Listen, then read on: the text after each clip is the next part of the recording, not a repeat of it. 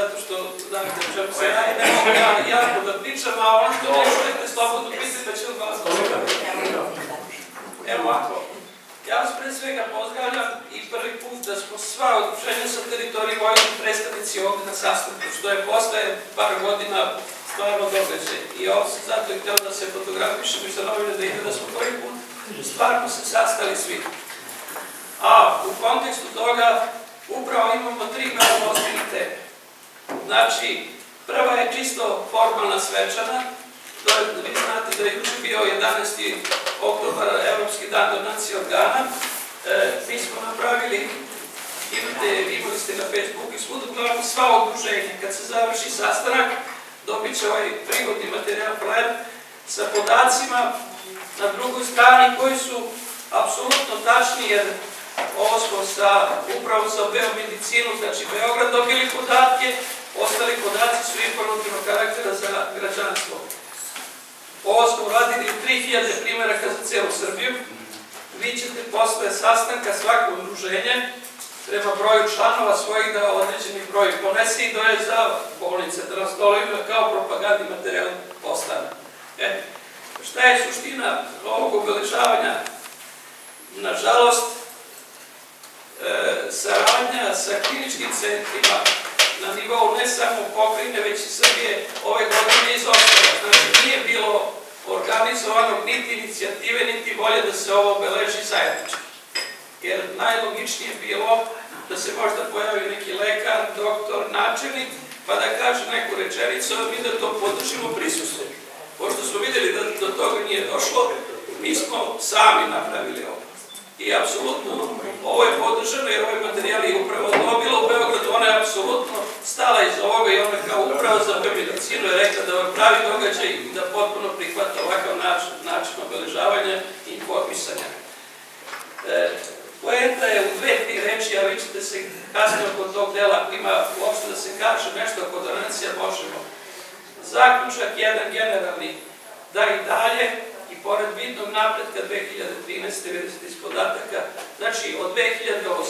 kada je počela dve kampanje, šansa za novi život i produži život koja je trajala, nažalost, jako mali broj transplantacije dalje se radi u Srbiji, mada je 2013. napravljen duplo veći iskorak u odnosu na 2012. Tako da svuda u statistici i na svim mestima možete pročitati da je 2013. urađen najveći broj transplantacija u Srbiji. A da biste samo imali informaciju, neko od nas je bio, neko nije, kad su bili prošle godine u izvršnom veću Vojvodine, znači 2013. da svi budete u toku, je okončan projekat Šansa za novi život. To važi za projekte za 2015. Ne postoji više šanse za novi život kao projekat. To je bio projekat Kliničkog centra Vojvodine koji smo mi podržavali 5 godina. On je okončan. Jedina nacionalna kampanja je upravo ovo što sam stavio, to je Produži život. Sve naše aktivnosti i sva obeležavanja idu kao prilog jedinstvenoj kampanji. Znači, na cijeloj teritoriji Republike Srbije se samo pod ovim sloganom vodi kad radimo projekte, kad se pravi manifestacija, ovo je znači kampanja koja do daljega traje. Druga stvar, oko donatorskih kartica nastali su mali nesporazumi. Sve izdate, i to smo i u Mitrovici, gde smo to bili u predavanjima, pa su, ne znam ko je bio, ko nije, uglavnom da ponovimo, sve do sada izdate kartice su važeće. Znači, prvi je donatorske kartice organizovao VMA s načelnikom Zoranom, koji je onda vodio, on je otvorio 14.000 donatorskih kartica i uspeo VMA da sačini u svojoj organizaciji. Kasnije se uključilo Klinički centar Srbije i Klinički centar Vojvodine. Uprava za biomedicinu ima tu obavezu, još nije okončana, da se objavi jedinstvena lista pre svega donatorskih kartica izdatih i sve stare i sada nove važeće koje su potpuno drugačije su važeće, legitimne. Jedino ne postoji na sajt negde da pročitate, nigde nećete pročitati koliko je.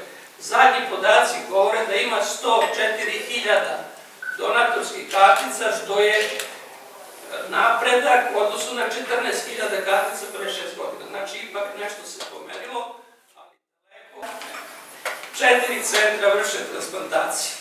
Znači, Klinički centar Vojvodine, VMA, Klinički centar Srbije i Klinički centar Niš. Da znate, Niš jedino za sad radi samo transplantaciju od srodnika. Još ne radi kadaverične. To je jedina razlika, ali oni prave sad rekonstruišu nešto novo i više nego sigurno dogledno vreme da će Niš raditi i kadaverične transplantacije. Da znate još sledeća stvar, za one koji su zainteresovani da budu na listi za transplantaciju, ne postoji obaveza da lica sa teritorije pokrajine budu u evidenciji Kliničkog centra Vojvodine. Možete biti u evidenciji, uraditi tipizaciju, sve analize u bilo kom centru na teritoriji Republike Srbije.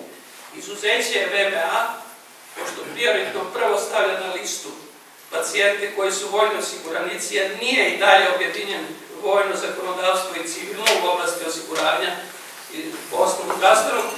Kako možete postati član liste za VMA? Ako ste neskovni pacijent VMA, znači već ste tamo bili hospitalizovani, uradili ste sve analize pri VMA i vi ostajete na VMA na toj listi i možete biti na toj listi bez problema. Druga stvar, objedinjavanjem ove evidencije preko Uprave za biomedicinu, ne znam koliko ste to, upravo sadašnji ministar Lončar je načelnik i vođa operacijne grupe pri Kliničkom centru Srbije i radi se o mešovitom timu hrvatsko-srpskom i on je od prošle godine načelnik vodi operacijnu grupu koja je počela da radi operacije i jetre, i bubrega, i srca. Znači, on rukovodi tim timom, sticam okolnosti sad je ministar. I ta grupa i dalje radi kao mešovita grupa. Planira se da krenu transplantacije srca kod dece, što se još ne radi u Srbiji, i planira se da se čak slezina i tako dalje, pošto u Hrvatskoj su već imali neke uspešne rezultate u budućnosti da to bude. Međutim, nas zanima ovaj deo iz oblasti što se tiče bubrega. Uglavnom, znate da se možete staviti na bilo koji uslov